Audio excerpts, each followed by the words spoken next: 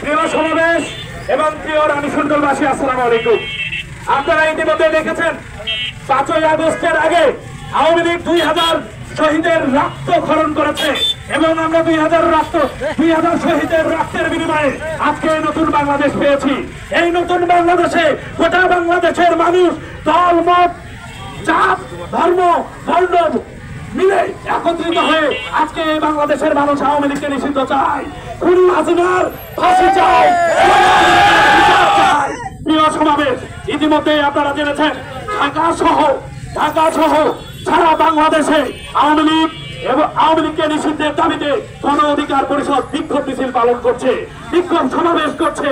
যেখানে গণ অধিকার পরিষদ সেই 2018 সাল থেকে প্রতিষ্ঠা পাওয়ার পর থেকে লড়াই সংগ্রাম করে যাচ্ছে। প্রিয় সমাবেশ, আমরা দেখেছি 2014, 18 এবং 24-এর 3টি নির্বাচন কিভাবে আওয়ামী লীগ করেছে, ভিন্ন মতকে দমন করেছে। আমরা দেখেছি তারা কিভাবে বিএনপি সহ জামাত এবং গণ অধিকার পরিষদ সহ সকল ভিন্ন মতের রাজনৈতিক নেতা কর্মীদেরকে কিভাবে তারা কারাগারে প্রেরণ করেছে।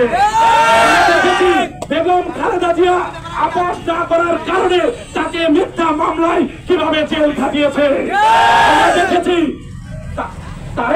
আমরা দেখেছি দেলোয়ার হোসেন সাইদি, মাওলানা নিজামী এবং কাদের মোল্লাকে